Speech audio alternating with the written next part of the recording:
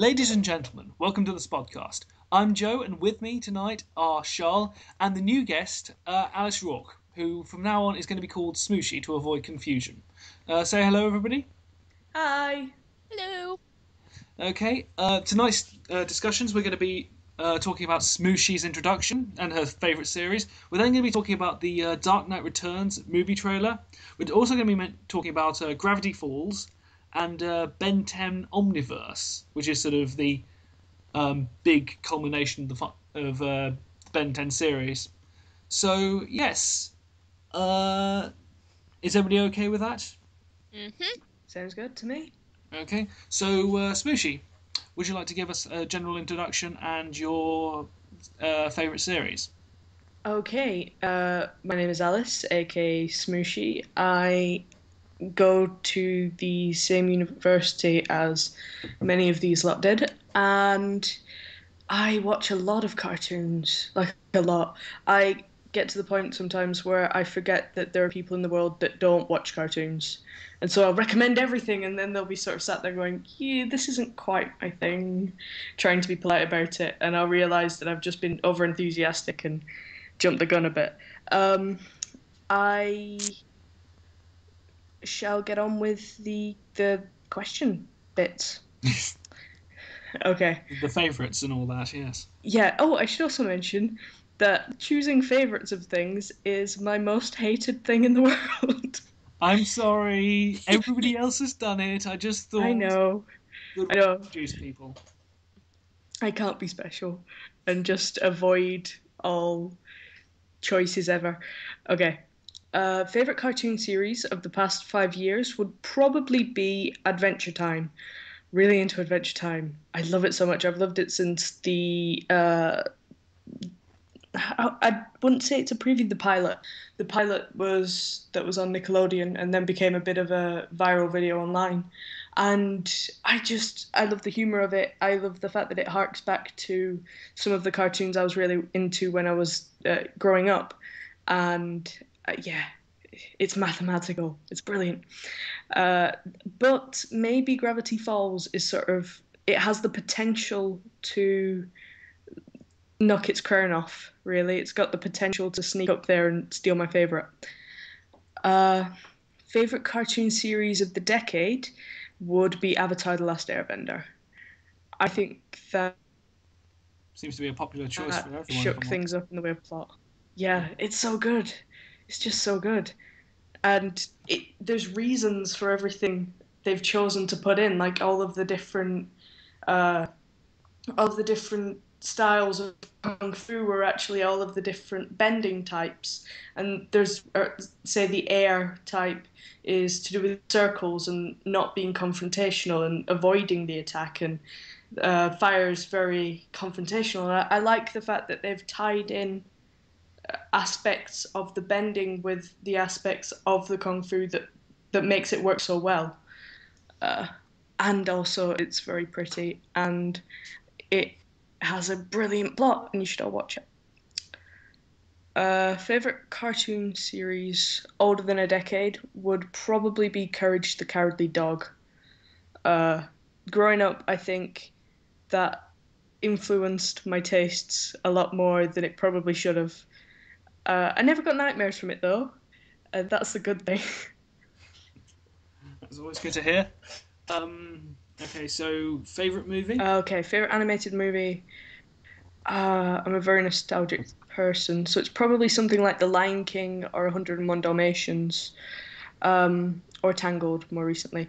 But stepping away from Disney, I think that the special feature length Batman Beyond episode, Return of the Joker, I think that was fantastic as a more grown up animated movie, really. Okay, so sort of. It's I really like that as well because of the fact, well, apart from anything else, Mark Hamill just steals the show as the Joker all over again. Favorite episode? Right. This was really hard to pick because not only is it hard to pick favorites, but I forget everything. I think the two that I've come down with are the episode of Justice League Unlimited, This Little Piggy, where Wonder Woman turned into a pig and tries to get her back into Wonder Woman shape again. I thought that was hilarious when I was little. Just the It also has the first time ever that Batman starts singing. Yes, that's why I love that episode. I knew I loved it for a reason. Starts singing "I'm Blue." Oh my god, such a fun stuff. Anyway, yes. Any other options or? The second option is one that I've forgotten the name of. Uh, Sort of Avatar: The Last Airbender, where the gang all go and watch a play of their lives. Oh yes. Ember Island Players or something like that. I think I so. think it something like that. Either that, or it was just called Ember Island. Maybe, or something like that. But yes, a play on their lives. And Yeah, there's tear bending and it's in the play because she points out the distance and goes, "Look, it's your honor," and everybody looks to find Zuko's honor, and she's gone. It's really brilliant, and I really love self-referential stuff. Like it knows itself enough to make a joke about itself. I really love that in cartoon. it almost, I really like that episode mainly because of the fact it just feels like a good old-fashioned panto. If I'm honest, something sort of. Anyway, continue. Sorry. My favorite shorts technically aren't cartoons, or they're Western animation, so I suppose they're they're a series of advertisements for the game Team Fortress 2. Meet the videos, and each video explains who the classes are that you play. 9 classes in total. And it's kind of just you getting to know that character a bit. And they escalated. Like the first ones are pretty basic when they're compared to the newest ones. I think my favorites are the Spy and the Pyros. I love the Spy one because I do quite like mystery and sort of not film noir, but it was almost a film noir thing where everyone was trying to find the spy, he got past their defenses, and it was really good espionage parody. The other one, and Meet the Pyro, was very, very that's because I love the medic. But the Meet the Pyro was very anticipated, and it just blew everything that I could possibly have expected from it. Like, nothing prepared me for Meet the Pyro. I think you should all go and watch it. Oh yes, my favorite is the sniper. But every other opportunity, someone keeps emailing me a link to the engineer, and it's like, please stop confusing me with the engineer. Just don't. I was actually going to introduce you for one of the later podcasts, Charl. If I was ever going to do sort of a Team Fortress 2 style thing, I would actually have you as the engineer. I know, it fits. It fits. I love NG. Nope. Anyway. All of them are really high quality. And just to mention my favourite bit about the it kind of a spoiler but not a spoiler, so if you are very spoiler do not want, don't listen now. My favourite possible thing about the Meet the Pyro is the fact that they never give away the Pyro's gender at all. It's great because I never wanted to know. I said before I really like the mystery of it. So yeah, spoiler over. Okay. Let's move on to the Mewling Kitten Award. The Mewling Kitten Award, I think I would give to Evolution, mainly because I have a soft spot for it. I kind of, when I was just getting into high school, just maybe a little bit older than that, I got into it in kind of a big way, and it's kind of nostalgic for me. I like the fact that they're all of age where they can go to a school. They're not all 20, 30 odd still at a school for mutants. It's all age appropriate, and it has one of my favourite depictions of Wolverine in it. And also shorts that are made by independent people, just on YouTube. I think they need more love. Okay. Actually, out of every X-Men cartoon ever shown, besides them going into the danger room and fighting, has anyone ever noticed that no one coming in and coming out ever really learns how to control their gifts in the slightest? I know. It's a terrible school. It's false advertising. Maybe it's because they're too old to learn. Sit there and think, if I get anything done here, I'm gonna go triangle with Scott and Jean. No, Yes, that's yeah, Rogue never controls her powers. Cyclops never learns to control his powers. He just, for some reason, his eyelids are laser-proof, so as long as he keeps them shut, he's fine. But no one's teaching him how to turn it off. It's the school is a joke. it does have Storm in it, and Storm knows how to control her powers. Yeah, that's true. Listen, what's the next one? Is it Cosmic Retcon? It's the Cosmic Retcon Award for series you most want scoured from existence. Ooh, right. I'm with you for this. Firstly, the Cramp Twins, because I feel that it's not necessary ever. I didn't hate the Cramp Twins. I watched it, but I didn't like it. There was middle ground with that. And it's unnecessary Disney sequels that aren't good. Um, Purely because if it's I don't mind sequels, but if it's been a really good film and you a good idea to follow it up with, then just let it go. I get upset sometimes when I see something that I really loved come back and it's really subpar. And I kind of want to shake them and go, you could have had so many more ideas. Like, not like any of the Toy Story ones, though. No, no. Pixar sequels are usually, with the exception of Cars 2, are usually some exception to the rule. How did that one get a sequel out of all the others? Incredibles could have had a sequel. The Incredibles. I didn't even like the original Cars. It wasn't that good a film, in my opinion.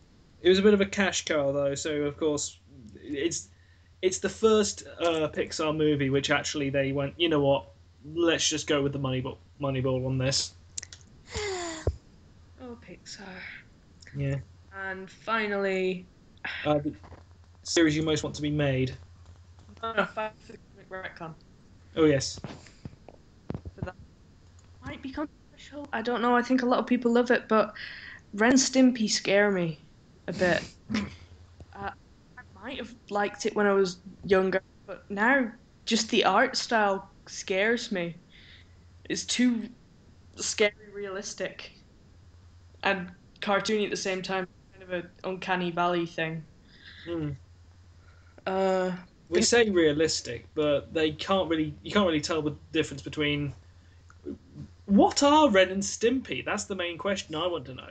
I mean, I've watched it, but one of them is meant to be a cat, but he looks like some kind of weird pug kind of character, and the other one's meant to be a chihuahua, but he looks basically like a rat. yeah, I thought it was a mole rat and some mutated beaver, personally. Mm. yeah. It's a bit odd. Um, this one. Oh, right. The adaptions I want are, I've had a long think about this. The 13 and a Half Lives of Captain Blue Bear, which is a brilliant novel, and it's about a few centimeters thick and A4 pages. Huge head around at times, but I think it would work so well. It's about a blue bear who has 27 lives, but he's only going to show you the first 13 and a half. And him being born in a walnut and learning to talk by waves, teaching him how to talk, and learning to cry for ghosts who would then feed him and pay him money because they found it entertaining. It's So good. Sounds like Interesting. sounds like you could do a sort of life and episode almost. Hmm. And it has potential for different animation styles in each place it goes. Like the ghost place would be very different to being out at sea or when he goes into the university. Hmm. Dictionary from the guy who taught him in the university in his head all the time. So if he comes across something he doesn't know, it's a bit like a Pokedex. Then you'll read this dictionary entry, and it's really odd. But at the same time, you kind of need to learn about the world that way. Hmm. The second one I do is an animated adaptation of the Edge Chronicles, which Oh yes. Edge Chronicles. Growing up, I had the Twig trilogy, which is about a child who lives in the forest and path, and you can't stray from the path. Anyway, one day he goes off, and that's about as much as I remember from the novel, except for the fact that he has adventures and he ends up a sky pirate, and sky pirates are brilliant on everything ever. So yeah. And finally, Deadpool. I want a Deadpool cartoon. Hmm. And well, you kind of already have that with Ultimate Spider-Man, if I'm honest. But It's about Spider-Man and not Deadpool. okay. Yeah. We're gonna then it's the original ideas. Okie dokie. I have an idea that's hard to explain. Right. There's an accident that happens, and that's where it starts off. We get some establishing shots of the accident, like news reports, stuff like that, and no one knows truly what's happened. Then someone wakes up and they find out that they've been in this accident, and they find that they're not in their own body, and they start to have to piece together what happened in the accident to them by trying to find out what happened to the person whose body they're currently in. And every episode, they swap it to a different body, including people that started the accident, people that were bystanders and witnesses. And by trying to piece it all together, they find out what happened to them. Oh, I see. So it's kind of like would it be it would be a different person in an episode sort of thing. Yeah, Okay. there's that. That sounds interesting. Okay. So now that that's done, the Dark Knight. Shall we move on to the main topics then? The Dark Knight Returns trailer. I take it both of you have managed to have a peek at it. Yep. What do people think of it?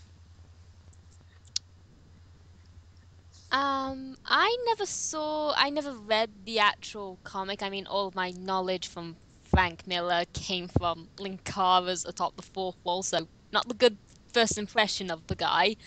But yeah, I like the concept of, because it's always been building up to the whole fact Batman's always said when when the time comes he would probably never be able to take off the mask and hang up his cape, and it's like, yeah, he's gonna do this for all eternity. Then someone turns around and says, yeah, but the theory is real world he can't. So what happens when that time happens? It's like, well, no one ever really thought of it, and I like it.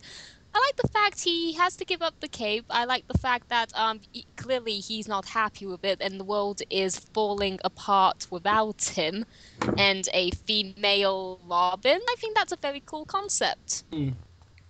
Alice, any particular thoughts? Yeah, like Charles said, I like it. I like the thought of Old Man Batman. Like the thought of an animated female Robin. That's quite exciting to me. Yeah. I'm not sure. I didn't read the comic either, but I'm not quite sure about how the mutant storyline would go. Yeah, that confused me as well. I don't know where the mutants came into this equation. The mutant. Right, as somebody who's actually read the original comic, and I'll give my thoughts on the trailer, the general sort of idea behind it a little bit later. But the mutants were basically a new gang which turn up, and they basically now sort of run the Gotham criminal underworld. They're basically meant to be sort of all sort of basically meant to be sort of big in sort of 80s clothes and 80s fashion and stuff like that. And they're meant to be representing sort of the sort of 80s rebellion and so on and so forth. And so, yeah, it's kind of all stuff like that. But yeah, my personal opinion on it. How can I put this politically? How can I put this diplomatically? I think we need to get off Frank Miller's knob when it comes to Batman. Because, quite frankly, Batman has been so... Ever since The Dark Knight Returns, the original book came out, Batman has been so sort of constricted in terms of the comics and then now in terms of the movie by this idea that he's constantly not gotten over his parents' death. He's constantly sort of brooding and all sort of crying about his parents' death and so on and so forth. Then he's sort of not getting over it, so on and so forth. And that's meant to be cool. That's meant to be edgy. That's meant to be all sort of realistic, man, because of the fact it's all sort of deep and dark. And it's really not. It's teenage fucking angst about everything. Yes, that's a very good point. I mean, a character brooding over their death, parents' death, that's very tragic, that's powerful, but doing that your entire life, yes, that is child angst because there is a time where you have to make a decision to move on. And the fact is, we have stoic Batman, we have the Batman that acknowledges all this but keeps it to himself because it's his problem and it's no one else needs to know about it. And that is a strong character.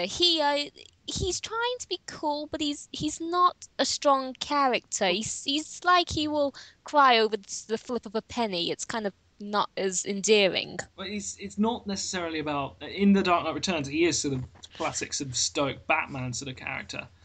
But in sort of quite a lot of the other interpretations about the fact that when sort of Batman's basically becomes a psychotic who is pretty much no better than the Joker, it's kind of like, yeah, that's very much got the shadow of Miller's sort of half crazy Batman going around, basically trying to prove that he's the best at what he does, and so on and so forth.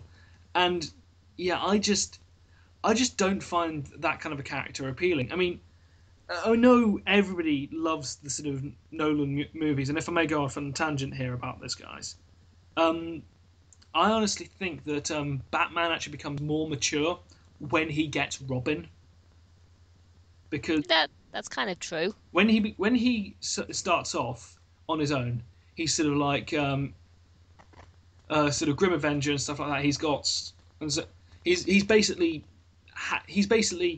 doing all this stuff, and he's doing it on his own, and he's got no one to sort of tie him down, and so on and so forth. And that's all very liberating and all that lot, but it's basically being a big kid, going around beating up all sorts of people who you don't like. And it feels especially jarring when you think about how much money that Bruce Wayne actually has, and he's essentially beating up mental patients. Incredibly flamboyant mental patients, with access to God knows how much in the way of weaponry, but still he's beating up the mentally ill. When he gets Robin, however, Batman and Bruce Wayne need to grow up. They need to now think, okay, I've adopted Dick Grayson brought him into my family. I've now got to take care of him both as Bruce Wayne, and I also need to take care of him as Batman, as when he's being Robin. And also, when you add Robin and Dick Grayson in there, Batman may be all grim and serious and so on and so forth, but Robin is able to pull him out of going too far.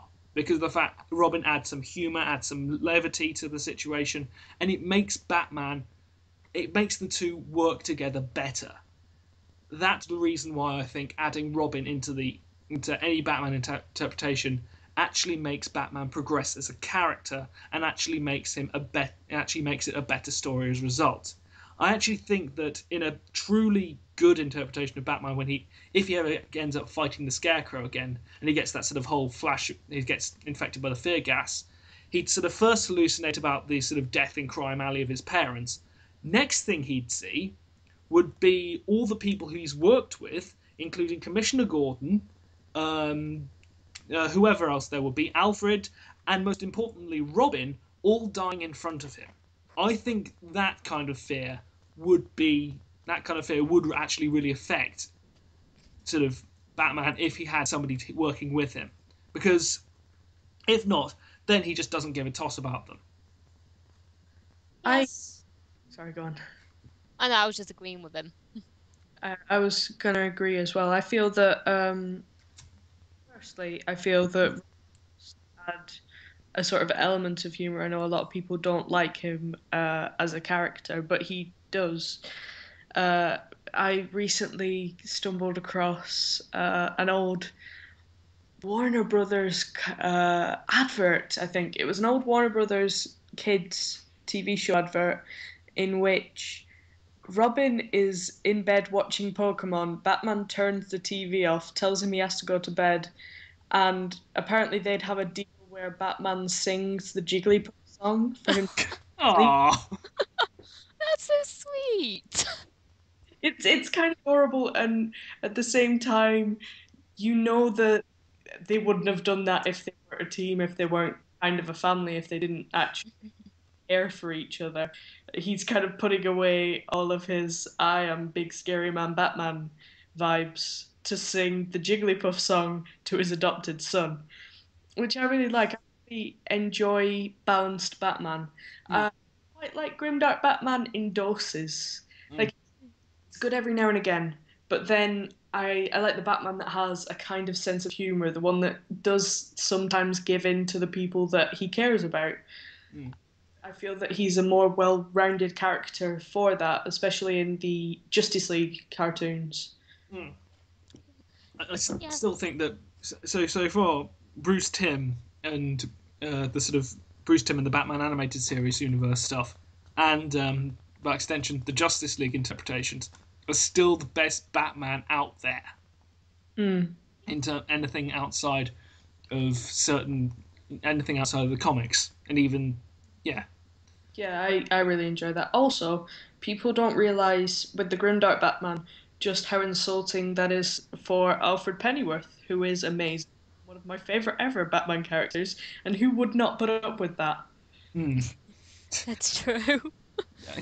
I've changed your diapers. I bloody well ought to tell you what to do, sir. Indeed. The whole idea of a kid's character, it works on so many levels, even though some fans will think it ties Batman down.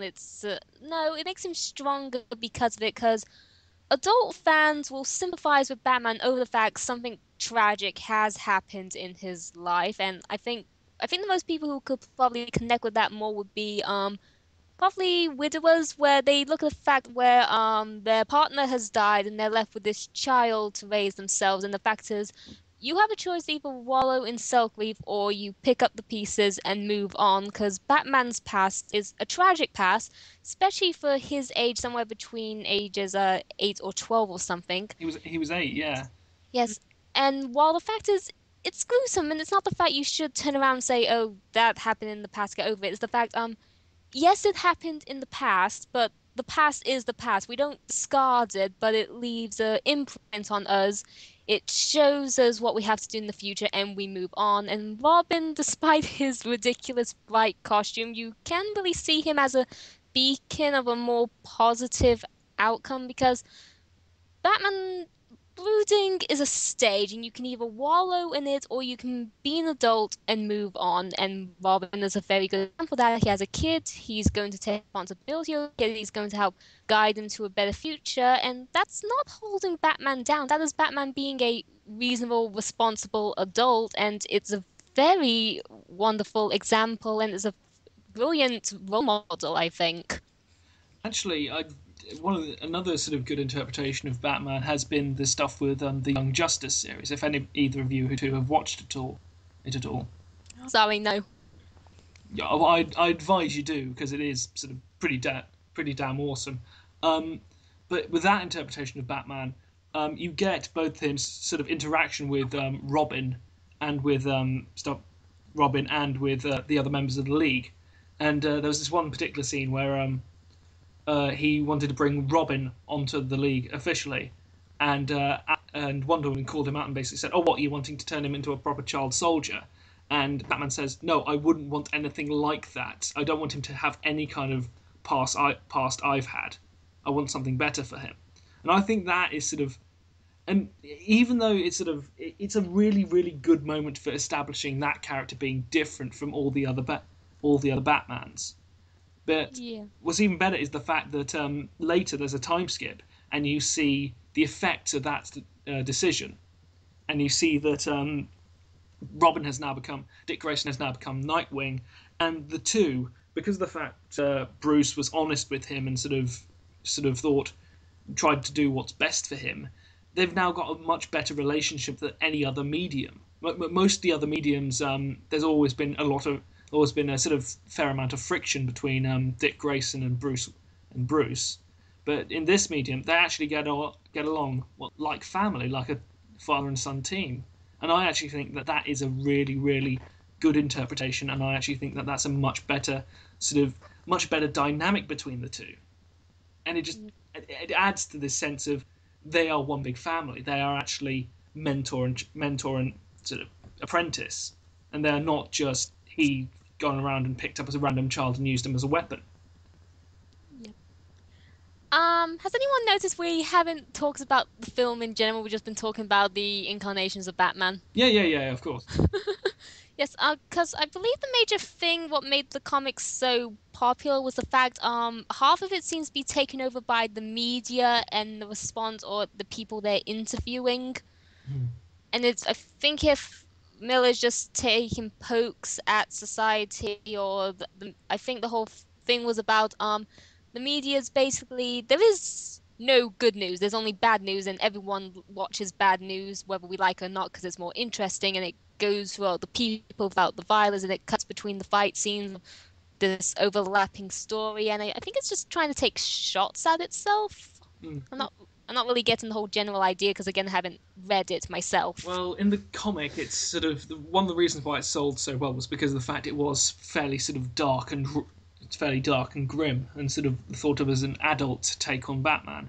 And another thing is, the media in it does sort of interlay and sort of overlay quite a bit about it. It's sort of like every so you get this panel, sort of a large sort of full-page spread of Bruce Wayne walking down the street, and then you sort of get these little sort of television boxes of a sort of talking head talking about what's happening in the news and so on and so forth, and talking about what's been happening recently and so on and so forth. And since it's also sort of mainly set in the Cold War, you get this whole stuff with Reagan and so on and so forth.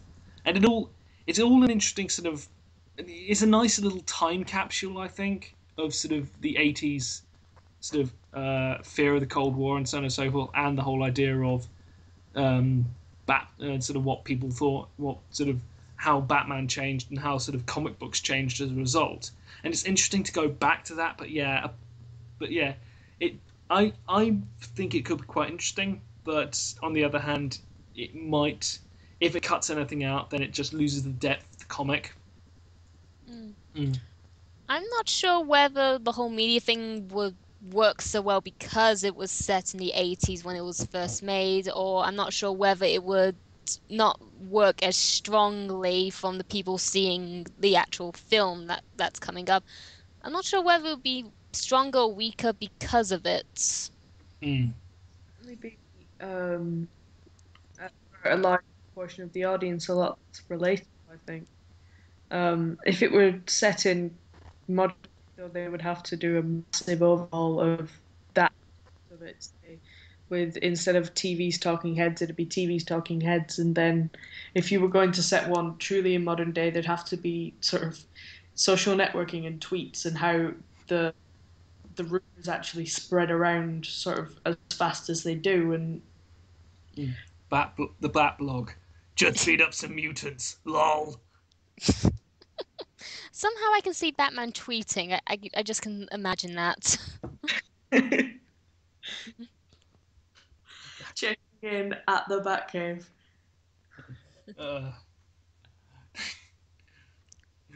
I am vengeance. I am light.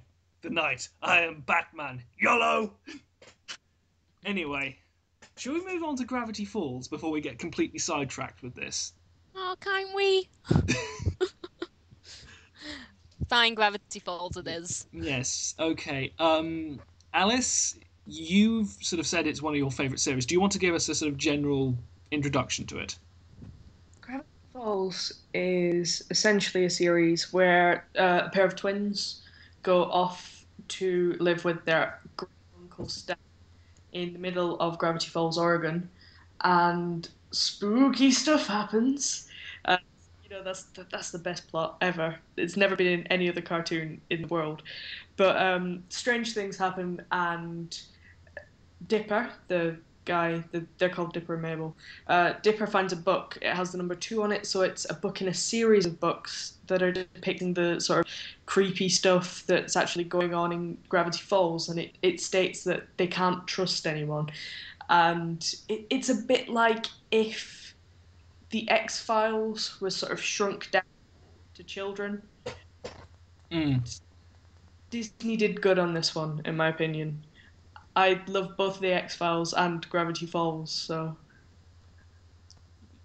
I was about to say it does feel very X-Filesy in sort of, but one of the things which I also sort of, I just really like the characters as well. Like you've got sort of Dipper, who's this very intelligent, very sort of clever and very canny sort of canny sort of character. Then you've got Mabel, who is quite frankly a little bit ditzy, but also very very fun. mm.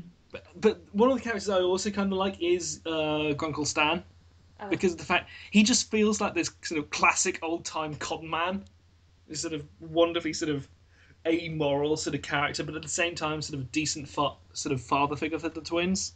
Yeah, he seems a lot of the time as though he does put on a massive act to be the tough guy that he is, but he also in his time seems to sort of he seems to be hard, and he seems to really love himself. He has a funeral in one episode for his own wax model, um, but he's a good person at the heart of it. He doesn't hate the little kids that have come to stay with him. He's not some sort of Count Olaf character. He he genuinely cares for them, even if he doesn't feel that he should show it. Mm. Okay. Charl, do you want to add anything? Um, First off, I agree with both you and Smooshie. The the concept is good. The characters are well rememberable, especially Mabel. I think she instantly became my favorite character of the show because she's just that random. Mm. But if I was younger, I would happily say I would probably be the person that would get home straight after school every day and probably watch this. But as the age I am now, I got through the first two episodes or so, but I don't really have any desire to keep on watching it, even though at the end of every episode I never saw the twist ending coming. It always took me by surprise every time. So it's good in its storytelling. But I think it's just because my age, I don't think I'll be watching eagerly to the end of the season to see what all the books are leading up to and all that. Mm. Okay. But I'm not denying it. It is a good show. Mm. So it's given us such wonderful things as people made out of gnomes. I'm sorry, but that idea of sort of a monster is hilarious. Well, gnomes are creepy, scary monsters. You never seen them in gardens? They're creepy as hell. Mm. Yeah. They're it does come across a bit of that maybe you need to sort of maybe watch past the second episode. I think the first two episodes, while really good, it was a great showcase for the show, didn't quite. It's kind of a series that you maybe watch over time and then you understand, because a lot of the uh, there are some references in it and puzzles and things like that, and a lot of the fandom started finding out about the fact that there were puzzles within the theme. Within the theme. At the end, there's this whispered section, and people were running tests on it and stuff, and they put it backwards, so and it says 3 letters back, which meant that there was a clue in the end or in the book. They'd have to pause and take screenshots of that, and I love that level of interactivity with the show. I love the fact that it has mysteries that go through. It's a bit like the Artemis Fowl books, where there was a letter written in Elvish across all of the pages. Hmm. It sounds like one of those. It sounds like the. It sounds like a sort of proper interactive sort of game almost when it comes to each episode. So you start off with. It all sounds like it's leading up to something. Yeah, I think it is. I'm really excited for the series finale, but because it's an American cartoon, they've suddenly had a break for a while. It's always What the is it? What is it with Americans cartoon? Just make it all beforehand. You will get paid eventually. You just have to do more work before it's actually aired. It's not that hard a concept. Yeah, I think it's so secretly if it's not doing so well, you can cancel it, which makes me happy. But I think that's probably the reason. Yes, and I don't like shows that do it as they're going along, because if you got the whole paper out from beginning to end, you have a set story with a beginning, middle, and end, and you can interlock it, you can do foreshadowing, you can do cool twist endings and character bringbacks and references. I don't like shows where they're just going on the whim. I just don't think there's so much more control there. Yeah, I that a lot of those instances, a lot of the and then they'll subtly change it because the audience likes this person, and I'll be like, no, just stick to how you were. So one of the things which I've so quite a lot of the stuff has always been sort of really, really sort of one of the things which, again, going back to Young Justice, that has a habit of going on sort of at least 3-month hiatuses, which sort of, and it's always right at the sort of end of this really, really important plot twist. Like they find out that there's a mole in the team or something like that, and sort of it's like, okay, who's the mole? I'm really, really excited for the next episode. That might reveal something on a 6-month hiatus.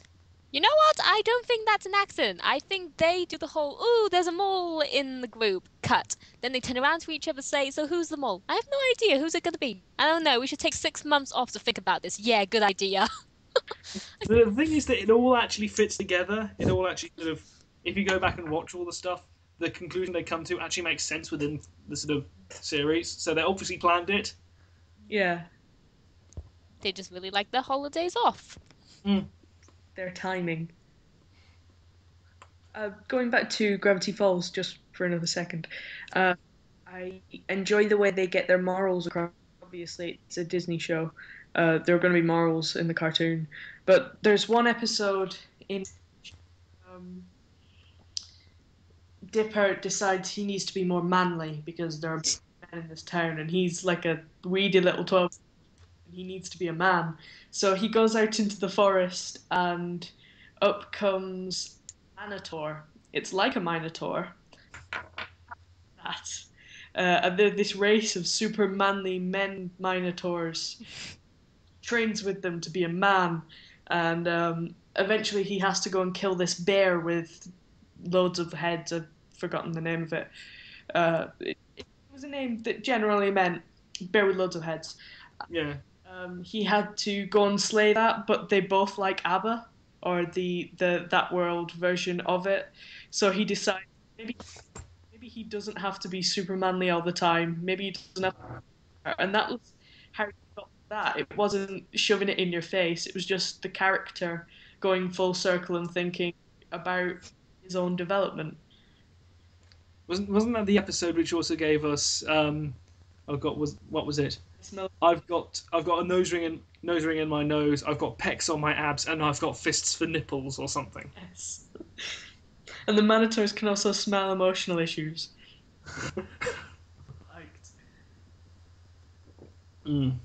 Yes. So Gravity Falls, that generally gets our sort of seal, the equivalent of the seal of recommendation we have, which is a sort of A hoot. yeah, go watch it. It's a hoot. It's a hoot. And finally, Ben 10 Omniverse. The first episode came out recently. Will the show just die? Okay, I think this is going to be the episode where we wash our dirty laundry of Ben 10. Then, by the sounds of it, Charl, am I right?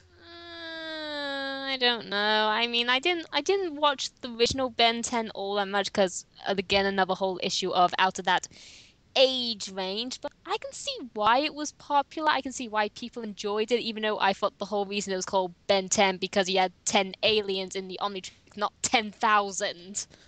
Hmm. Because he was Tennyson. I always thought it was because of the fact he was 10 years old. Was he? He looked older than 10. I thought he was Didn't he? 12. Oh, really? Yes. I Go on. continue, Alice. Sorry. I only watched it. I'm a fan of more grown-up cartoons and then really juvenile cartoons. So middle-y cartoons where there's an action teenager that needs to go and save the day. I kind of skipped over in my liking. Uh, the barest minimum of the plot, but it seemed like a plot that once it was done, it was kind of done to me.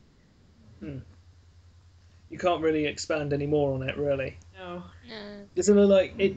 I think it sort of was a good series until the time skip, until they decided, you know what, we need to milk this franchise more and more often. We need to milk this franchise for more, and now we're going to include a villain who's now a good guy, even though everything leading up to that, including an episode where they go into the future, basically confirms that, yeah, this guy's an evil dick. Okay. I'm sorry, I just got this point where it's just like it was just such a good sort of general series, and then they decided, you know what, let's make more money of it and have more aliens and more stuff like that. I will admit though that every single design of the aliens in that are pretty all cool and interesting and diverse and so on and so forth. They're all sort of lovely riffs on sort of alien sort of stereotypes, or they've got some really interesting powers which they use in fun ways. Yes. I saw the first episode of this new series, like you asked me to, Joe, and the first thing that came into my head the moment I saw it, I was like, I could have sworn the animation quality was better than this, because I thought it was like a mid-call in between the time skip or something. Because I took one look at Ben and I said to myself, "You are not old enough to be driving that car, young man." I kind of thought it was sort of it definitely looks like it's taken a hit to the budget, if I'm honest, because character models aren't as detailed. There aren't as doesn't look like there's that good in the way of a plot. Some of the stuff when it comes to the I mean, in sort of the previous series, apparently they went off against basically their version of Cthulhu and won. And they're now sort of messing around with this guy who basically seems like a cut-rate huntsman from Danny Phantom, whatever his name is. Huh. Yeah. I think his name is Skulker or something. Yeah, Skulker. Yes, but it seems like I don't know much about this show other than just a handful of 5 episodes, but from what I could tell, it seems like they're pulling a Pokemon where they're like, oh no, we can't keep these characters anymore. Okay, we'll get rid of the girl and boy and we'll take our main lead and pair him up with a new team. Why would we do that? Because the other guys are going off to college. Why not just put them in the college near here or have some mysterious where Ben moves to wherever the college is? No, because we want to introduce our new character who's different and alien, and it's like, sure, whatever. New toy line! Sorry. I hate when Pokemon did that. I left when Misty did. Oh yes, I miss Misty. She was awesome. Brock just kind of got okay. I can't say he got worse, but he did become more feminine. But he didn't really do anything besides cook and clean. Daddy of like a 10. There's an episode where she tries on bikinis in front of him and he pays for them. I cannot. Come on. Okay, so yeah, dragging back to the plot. By the sounds of it, I don't think anybody's going to be particularly interested in this series. sort of. Well, I don't know. Clearly, they're trying to do something different because the whole purpose is meant to be a underground city in Earth for all these aliens, and it's like I could have sworn from the first 5 minute opening there was already an underground base, and you're telling me they didn't scan for any suburban life or something. No, no, they just happen to be underneath the city or something. Okay, as long as you're going somewhere with this and there's a bounty hunter chasing Ben 10 throughout the show, and then they could pull something off. I am your father. Oh Oh, no. oh, we've already met his father, and Yeah. I was still confused to this day when I just saw like, wait, he has a grandmother who's an alien? Yeah, she's very chirpy. Interesting. Oh dear. The whole But yes. hunted hero thing. So, do we have anything more to say about the series? I mean, I always kind of like the sort of whole concept of Ben 10, sort of lots of different types of aliens, and I suppose in that way, having more aliens just means you can expand on more and sort of add more powers and so on and so forth. But yeah, sorry, I'm just sort of rambling here at this point. I think the side is going to my head. I think that eventually, with the amount of aliens, Ben is going to have he's going to have to have some sort of identity crisis. He can't. I think I think that's already happened in one of the plots. I'm not sure because of the fact I haven't watched that much of the series, but Yes. I think that's already happened. Um, I hate this about any show where the creators themselves know that their character is overpowered and could end the entire episode within 5 minutes. So I hate this when any show trying to get around a critical hole in their major plan. Like the genie from Aladdin. The genie is so strong, so powerful, could end all the episode situations, but they need to make him a bumbling idiot, so he'll go off or his powers will go on and off so they won't work properly, so they can just keep the episode going for the 22-minute mark. Because you think after all this time, someone would have gone to the Omnitrix. Oh yeah, the screw is right here. Time that up for you. Then it won't jump around through aliens anymore. Oh, thanks, neat. Well, they did. That's the thing. That actually happened in the original series, and as a result, Ben got about 10 extra new aliens with it as well. When he actually went to see the original creator of the Omnitrix. So why is it failing now? I've no idea. Oh, Plot convenience, oh ability to God. sell more toys. Maybe they tried to install a new upgrade and the technology just wasn't having it. That's my thoughts on it. They tried to install install Windows 8 on the Omnitrix, and it crashed. Fuck you, sort of as a general rule. But yes, so not many people into this series. I mean, if we Since are, I wasn't into it in general, where it was meant to be at its best. No, not really.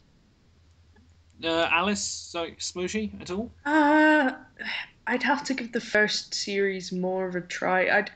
The sort of mid-teen cartoon genre kind of misses me a little bit.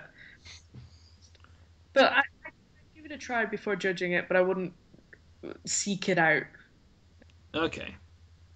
Right, yeah, I'm probably going to give this one a miss as well. I mean, as much as I sort of thought the original series was quite fun and had lots of sort of interesting concepts and ideas, yeah, the sort of later series, particularly when they got older, yeah, that just doesn't work.